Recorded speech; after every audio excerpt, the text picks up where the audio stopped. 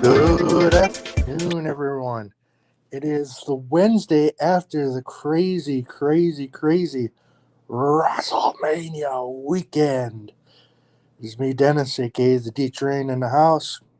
Hope everyone had a very good weekend. I'm sure a lot of the true wrestling fans are probably wore out from all the different events going on. I'm just going to give kind of a brief summary. I'm not going to get too into detail for that, because I'm pretty sure it's going to be a long match cast tomorrow with the match. So let's start off with the Hall of Fame ceremony first. The Hall of Fame ceremony was good. Steiner's sure didn't get much time, but I kind of figured that's kind of how it was going to go. I mean, Sharmell got way more time than the Steiners, which, okay. I will say the Hall of Fame, Shed Gaspard getting the Warrior Award, perfect. Vader being inducted, perfect. Steiners, one of the best tag teams of all time, deserve it. Undertaker, of course, he got the limelight. He did forget Mankind, Mick Foley in his promo, I thought they had a monumental moment that maybe could have discussed briefly. But anyways, the only one I'm going to say is Sharmell. I don't think is deserving of the Hall of Fame, personally. But we all know the WWE Hall of Fame, there's a lot of politics and stuff involved. I mean, how is Sharmell in when Elizabeth's not in? Woman, a.k.a. Nancy Sullivan's not in. And I'm sure there's, some others I'm missing that are not in the Hall of Fame. So that's kind of disappointing on that factor. But maybe there's a reason, besides politics, that Elizabeth's not in the Hall of Fame. And, woman, obviously, and things of that nature. Maybe they just don't even want to associate with the WWE. Very possible. But they do deserve to be in the Hall of Fame, to say the least.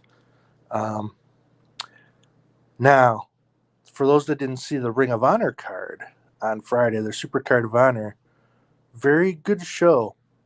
Obviously, a mix of talent, ROH guys, or indie guys / ROH guys with AEW guys. The match of the night obviously was FTR versus the Briscoes. I heard a lot about those tweets they made years ago, the Briscoes and all that. I get it, but they deserve to be in AEW. I mean, one of the best tag teams, and they've been one of the best tag teams for a long time. And for them not to be on regular TV is kind of a sad situation. I know that a lot of people, even Cornette, was like, "Oh, disappointed why the Briscoes weren't on almost at last." Well, I don't think he knew that the Briscoes were also wrestling for an Impact show like later that night against the Good Brothers. So I'm sure they had to work that out together. A few title changes. Obviously, it was the new era of Ring of Honor.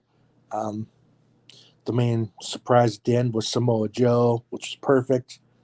I mean, he was the man in ROH for quite a while. And it was great to see him return to Ring of Honor / sign to AEW, which he's going to debut tonight, actually, against Max Caster in the Owen Hart tournament thing. I know I'm jumping ahead on that, but great to see Samoa Joe.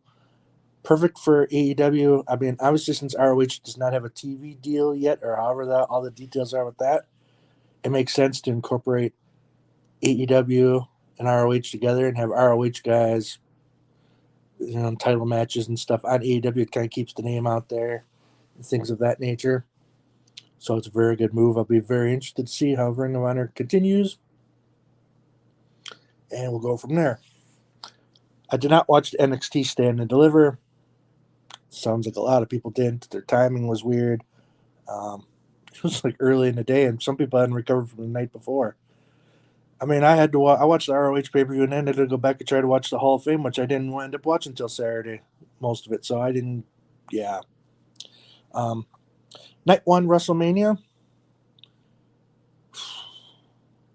was decent.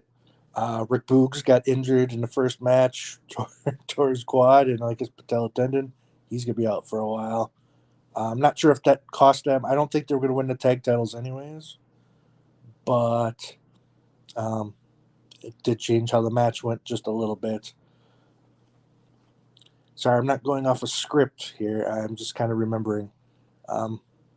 I know Jake Paul and The Miz beat the Mysterios. I get it. And then The Miz turned on them. Totally makes sense. The Bianca Belair versus Becky Lynch match was good. The fans were really behind both, which kind of figured it would be. There's part of me that thought maybe Becky Lynch was going to win and then Ronda Rousey was going to win the women's title, but we'll get to that. It's a very good match. I know Bianca on the move. She's got her eye busted. So it's all pretty black and blue in that on Raw. She deserves the championship, no doubt about it. Was not disappointed. That was one of the matches of the whole WrestleMania weekend. It was one of the better matches. Can't say the same for the Ronda Rousey-Charlotte match. And I heard a lot of different stories. Oh, was Ronda upset because she wasn't the main event? Blah, blah, blah. I heard maybe she wasn't up in her cardio shape. All these different things going on. I thought Ronda was going to win. I thought, there's no way Ronda Rousey's going to lose. But, yeah, Ronda Rousey did not win. And the match was so-so. Kind of a screw job ending. Makes sense. I get it's that way. Ronda didn't really, she lost, but it was kind of a screw job. So they can return it back, which I'm sure they will. Seth Rollins, big surprise. Well, where there wasn't much of a surprise, everyone kind of figured it was going to be Cody, and it was. It's one of the loudest ovations of the night. Him and Seth had, I personally think it was the best match of the entire weekend. Wrestling match. It was kind of weird to see Cody at first. But, yeah, Cody's officially part of the WWE roster. And it seems like at least they're going to start him off with a monster push. We'll see how long that lasts. But it was kind of great to see Cody. Still kind of surreal that he actually went back there. But after seeing his interviews and stuff like that, I have a different opinion on it. It's like I could see why he went back. So, I'm sure, I know he says money wasn't a factor. I'm sure money played a factor. Somewhat. And creatively, I know things had to be set in place. I know he just wanted to do the Stardust thing and all that, but I'll cover Cody a little bit more after Raw. Yeah, of course, the KO thing turned into, which was kind of rumored, it was going to be some kind of a fight or something. Well, it turned out to be a match. They went all over the arena, which I kind of figured. Austin actually took bumps, so he must have really been feeling it. Obviously, that might have been the loudest ovation of the entire weekend is when Austin came out. Not too shocking. But this segment was good for what it was. I'm surprised they did as much as they did. Obviously, Austin got the victory. They don't think anyone else would think differently. I know he likes Kevin Owens, so I think that's a match he probably asked for. So that worked out good for him. Night 2, to me, Night 2 wasn't as good as Night 1, but it had some moments, and I'm just going to go through all those. When I think about the card, the only interesting things that happened was the AJ Styles match. AJ Styles hurt himself before he got to the ring. Just cut himself, but I know there's rumors of what was going to happen, and it did take place. It was a decent match. I don't think it was as great as it could have been. I think it could have been a lot better. but I don't think this is the last time they're going to be wrestling. Damon Priest came out. Looks like Damon Priest, and Edge are slowly starting a new faction. I kind of like the look and the gimmick and all that. So, and they need They need some kind of a faction or something. So this is good. This is really good for them, I think. And there's rumors of who might join that faction. But I'll be very curious to see how it goes. And obviously, AJ is going to play a part. Like, this feud's going to go on probably through SummerSlam, would be my guess. Just knowing how WWE does things. The McAfee Austin Theory. McAfee continues to impress. My thought on Pat McAfee is if he wrestled every week, he wouldn't be, I don't know, the mystique of Pat McAfee in the ring would go away. But when he does this every once a year, something like that, it's impressive. Austin Theory's definitely a young guy with potential. Obviously, McMahon likes him a lot to include him in the storyline with him.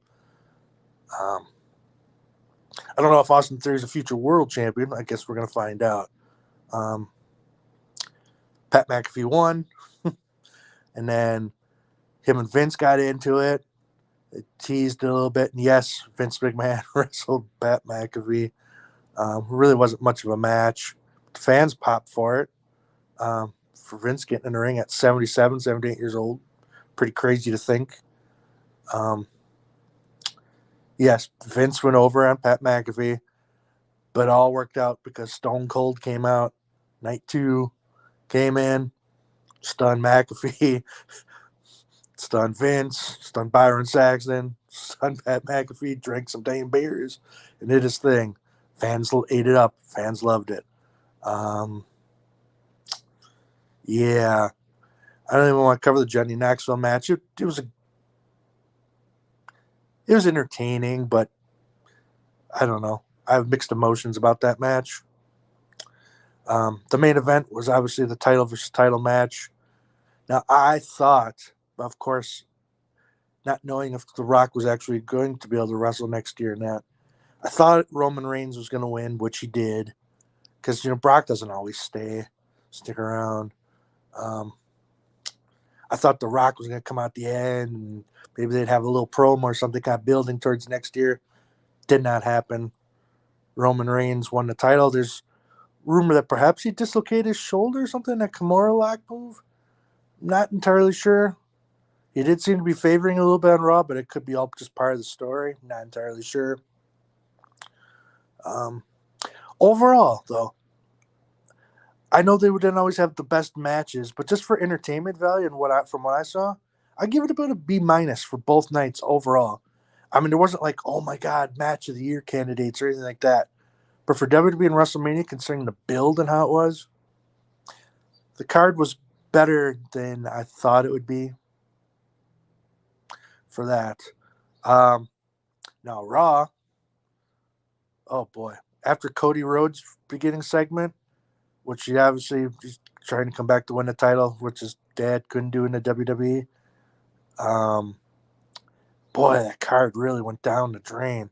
So, Sasha Banks and Naomi, the new tag team champions, fought Rhea and Liv Morgan in a contenders match. Usually I thought contenders fought another contender for a contenders match, right? So the champions beat the challengers, right? Or so-called challengers, right? But it looks like there's a little rift between them, and I think Rhea's going to turn on her event next week and turn heel. Just looks like it's the way it's going to be. So later on in a backstage segment, Rhea talked to whoever, and they got themselves a rematch next week for a title match. So you had a contenders match against the champions, you lost, and all of a sudden you just get a title match. So what was stupid WWE booking. So I'm pretty sure that'll be the turn next week. They'll probably lose again, and then Rhea's going to turn. Makes sense. And later on, it was supposed to be the heels, the former champions, Zelina and Carmella, versus Natalya and Shayna. Zelina starts running down Carmella. They broke up as a tag team. Just stupid WWE booking and all that. The only thing that happened that I was like, okay, and I called it. I was actually texting my buddy as the Raw was going on. and I called it, the MVP turning on Lashley to decide with Omos. Omos needs a manager, somebody to talk for him. MVP's good. Did not expect, since Lashley's going to be a face, why would they need MVP? MVP's a better heel.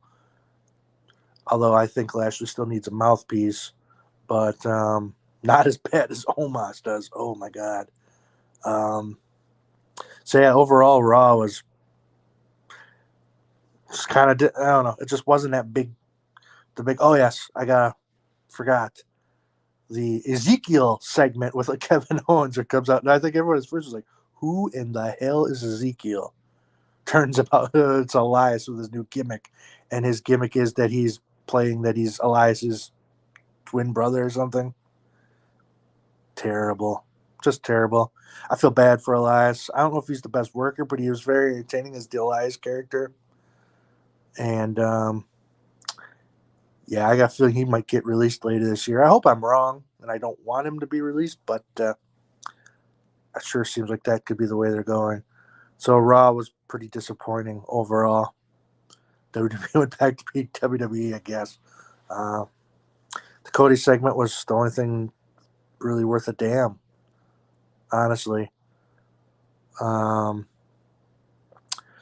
Dynamite tonight, it looks like FTR are defending the ROH tag team titles against the Young Bucks. So should be very interesting to see what happens in that match. And as I said earlier, Samoa Joe's making his AEW debut against Max Caster in the Owen Hart tournament thing. Boy, I wonder who's going to win that match. I think the Hardys are wrestling with the Butcher and the Blade in a tables match. There's some other good matches. So Sheeta's wrestling somebody. Is it Julia Hart or something in the Owen Hart tournament thing? So it's great to see Sheeta back on TV. Yeah, Dynamite will be good. So on that note, I think I'm just going to leave it at this and try to keep these within like 20 minutes or so. And I'm just under that. So make sure for everyone to tune in tomorrow for the Modcast with me, Mach, and Eric should be back. And we're going to have a much longer discussion and see kind of what everybody thought. So on that note, everybody, take it easy.